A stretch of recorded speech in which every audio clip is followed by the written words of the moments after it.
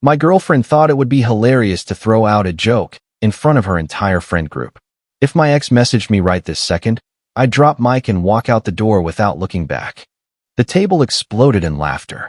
I just gave a small, polite smile. That same night, her phone lit up, but it wasn't from her ex. Some jokes aren't jokes at all. They're probes. Little smoke signals sent into the air to test how much disrespect you're willing to breathe in and still keep smiling. I'm Mike, 32. I've spent most of my life believing the world runs on logic, cause, effect, preparation, execution. Sarah, 27, lives for the whirlwind. Parties, gossip circles, perpetual low-grade chaos. I used to think we complemented each other. Now I know I was just the concrete slab she danced on while the storm spun around her. A huge part of that storm was her ex, David. They broke up 3 years ago, yet Sarah kept him permanently on the guest list of our relationship. David loved this place. This song came on the road trip David and I took to the coast.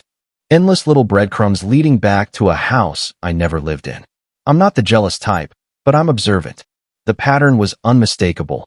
She still carried a torch, and she wanted me to feel the heat.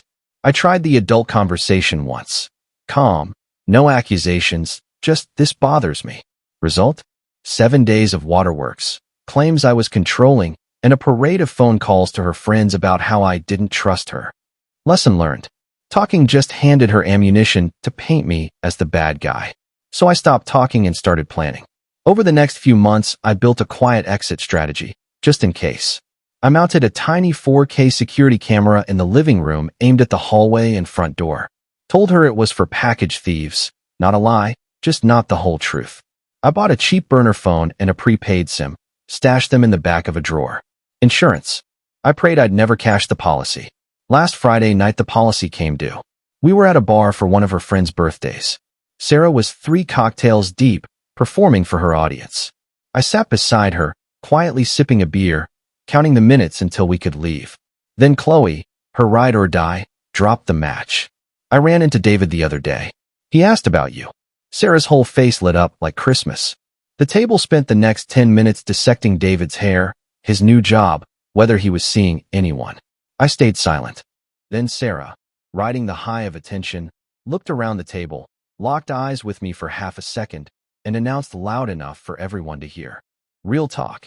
If David texted me right now and said meet me outside, I'd leave Mike sitting here before the check even arrived. The table lost it. Howling. Slapping the table. Pure comedy gold to them. I didn't flinch. I just looked at her, smiled the same calm smile, and said, "Careful what you wish for, babe." She rolled her eyes, as if he'd ever text me. Conversation moved on. But the line had been crossed in 4K, surround sound, and I finally had my green light. We got home just after 1 a.m. Sarah stumbled to the bedroom and passed out fully clothed. I told her I'd be up for a while working. She was already half asleep, didn't care. Door closed.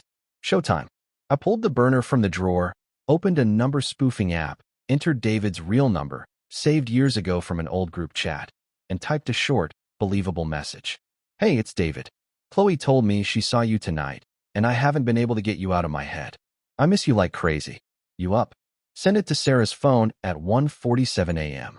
Then I opened the live feed from the living room camera on my second monitor, slipped on headphones playing lo-fi beats, and waited.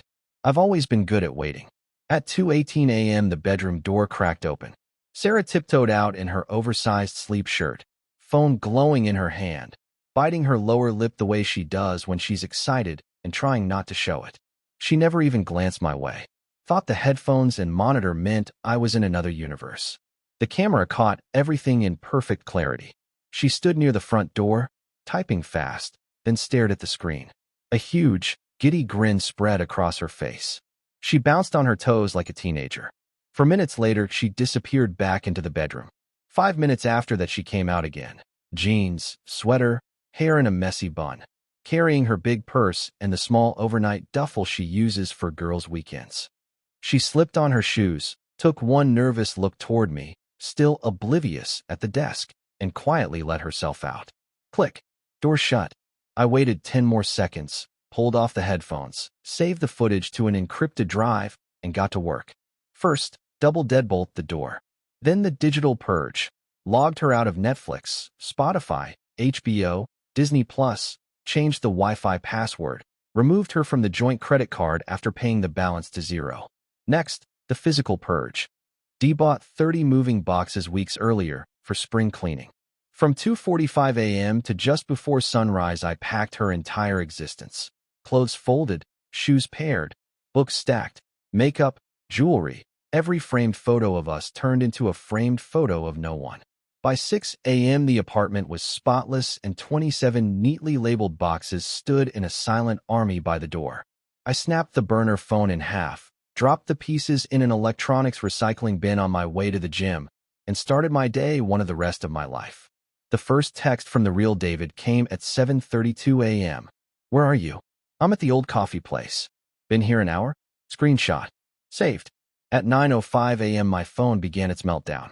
Missed calls, frantic texts, pounding on the door I could hear from the bedroom. I finally picked up. Mike, open the door. My key's not working. No, I said, perfectly calm. What do you mean no? This is my home. Rome. My name is on the lease. Yours never was. And as of about 7 hours ago, you don't live here anymore. Dead silence. Then a whisper. You were awake? I saw everything, Sarah. I saw you get a text that made you grin like a kid on Christmas. I saw you pack a bag and sneak out to meet the guy you told the whole bar you'd leave me for in a heartbeat. Turns out he didn't show. That's rough. Anyway, your stuff is in 27 boxes. Movers will deliver them to your parents' house at noon. I'd recommend you be there. It was a mistake.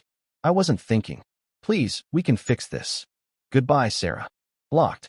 By 1:30 p.m., the movers confirmed delivery. Her mother signed, apparently white as a ghost. Then came the social media blitz. For 4 straight days, her friends posted cryptic stories about abusive tech bro boyfriends who stage elaborate stings, and poor girls thrown out over a silly joke. Hashtags, tears, the full victim symphony. Mutual friends unfollowed me in droves.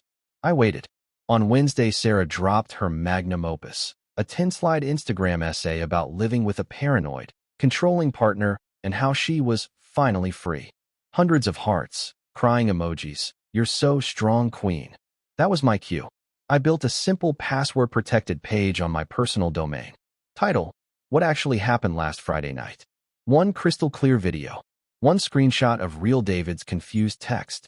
One short paragraph explaining that no one forced her to do anything. She simply showed the world, and me, who she really was the second she thought her ex wanted her back.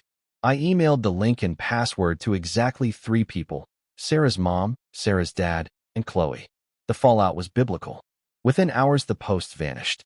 Comments disabled. Stories deleted. Word is her parents watched their daughter on camera practically skipping out the door to cheat, realized they'd been bankrolling a lie, and pulled the financial parachute. Chloe went radio silent. Even David, irritated at being dragged into the mess, posted a public statement. I haven't spoken to Sarah in over a year. I'm in a happy relationship. I never texted her. Please leave me out of this. 5 months later, the silence is deafening. Sarah apparently works 2 jobs now, shares a cramped apartment with 2 roommates, and her once sparkling Instagram is a desert. Me? The apartment is quiet, clean mine. Work is going better than ever. I've started seeing someone new, a calm, kind 3rd-grade teacher who talks about real things instead of ghosts. We laugh about actual funny things, not at each other. The best revenge wasn't the fake text. It wasn't packing her life into boxes or even the video. The best revenge was refusing to wrestle in the mud she wanted to drag me into. She needed a loud, ugly, dramatic breakup where she could play the martyr. I gave her a mirror instead. She joked she'd leave me instantly. In the end, I left her behind, instantly, completely, and without a single backward glance. And for the first time in years, my life runs without a single bug in the code.